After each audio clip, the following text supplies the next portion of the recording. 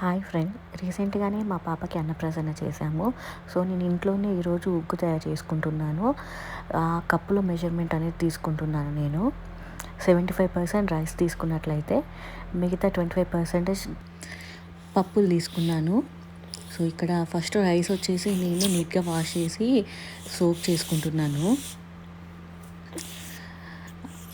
అవి వచ్చేసి కాజు, బాదం, పిస్తా, వాల్నట్ అలా వాటర్లో సోక్ చేసి పక్కన పెట్టుకుంటున్నాను. ఇది వచ్చేసి కందిపప్పు. సేమ్ నెక్స్ట్ వచ్చేసి పెసరపప్పు తీసుకుంటున్నాను.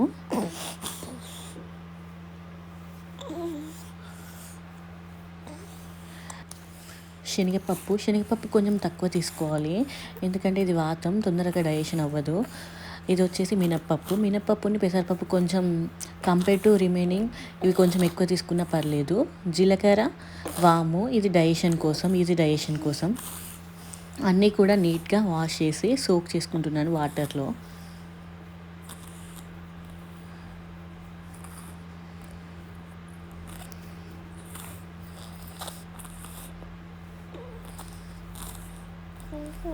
ఇలా నీట్గా వాష్ చేసి సోక్ చేసుకుంటే డస్ట్ ఏమన్నా ఉన్నా పోతుంది, అందుకని వాష్ చేస్తాము.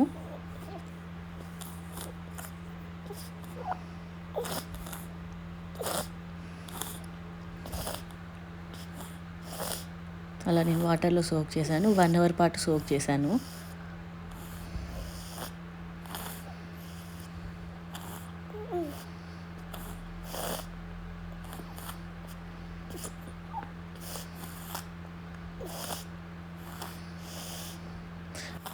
సో ఆఫ్టర్ 1 అవర్ ఇలా ఉంది. వాటర్ అన్నీ తీసేసి నార్మల్గా డ్రై చేసుకోవాలి. అన్నిట్లలో కూడా వాటర్ తీసేసి డ్రై చేసుకోవాలి. ఒక క్లాత్ పరుచుకొని ఆ క్లాత్ మీద ఆరబెట్టాలి. ఫస్ట్ తేమ మొత్తం పోయిన తర్వాత మనం ప్రాసెస్ ఏంటనేది నెక్స్ట్ చెప్తాను. సో ఇలా ఆరబెట్టుకోవాలి క్లాత్ మీద. కాటన్ క్లాత్ అయితే ఈజీగా వాటర్ పీల్చుకుంటుంది. ఇలా నేను కాటన్ టవల్ మీద ఆరబెట్టాను అన్నీ కూడా.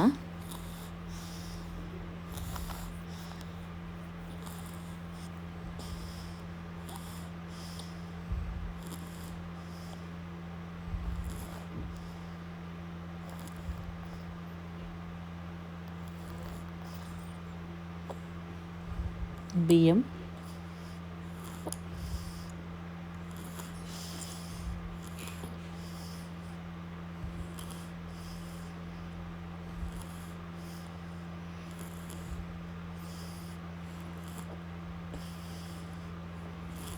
డ్రై ఫ్రూట్స్ అన్నీ కూడా పొట్టు తీసి అలా ఆరబెట్టాను.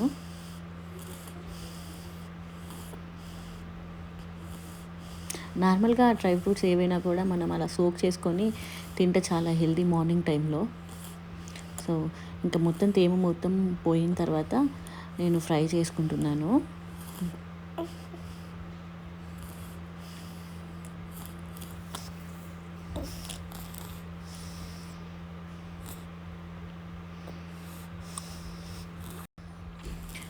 పెద్దగా పెట్టొద్దు, స్టవ్ చిన్నగా పెట్టి నార్మల్గా ఫ్రై చేయాలి. డీప్ ఫ్రై కాదు, మరి నార్మల్గా అలా సరిపోతుంది.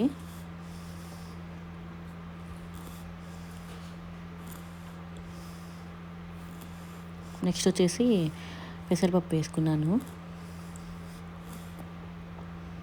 సేమ్ అన్నీ కూడా ఇలానే ఫ్రై చేసుకోవాలి.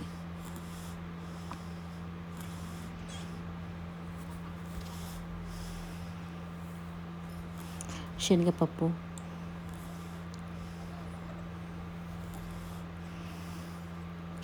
కందిపప్పు ఎట్ ఏ టైం వేసుకోవచ్చు.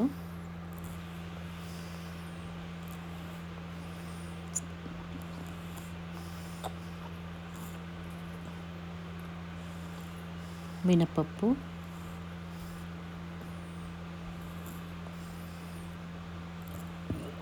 డ్రై ఫ్రూట్స్ కూడా నార్మల్గా లైట్గా హీట్ చేయాలి. నెక్స్ట్ వచ్చేసి వాము, జీలకర్ర పక్కన పెట్టాను కదా, అది కూడా వేసుకొని నార్మల్గా అన్నీ కూడా మిక్సీలో వేసుకొని కొద్దిసేపు చల్లారబెట్టాలి. వేడిది పడితే ఏంటంటే ముద్ద ముద్ద అవుతుంది. సో మనకు పౌడర్ కావాలి, అందుకని కొద్దిసేపు పక్కన పెట్టుకోవాలి. నేనైతే ఫ్రిడ్జ్లో పెట్టాను కాసేపు, చల్లారిన తర్వాత మిక్సీ పెట్టాను.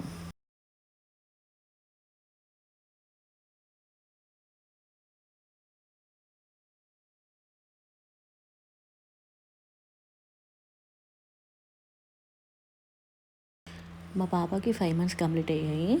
సో తను మరీ అలా రవ్వ రవ్వ ఉంటే తినదు. నార్మల్గా అయితే ఉగ్గు రవ్వలానే పడతారు. తన ఏజ్కి తను అలా తినకూడదని చెప్పి నార్మల్గా ఫైన్ పౌడర్ లాగా చేసుకున్నాను నేనైతే. ఆ పౌడర్ని అలా ఎయిర్ టైట్ కంటైనర్లో పెట్టుకొని స్టోర్ చేసుకోవచ్చు. 15 డేస్కి ఒకసారి చేసుకుంటే సరిపోతుంది. మనం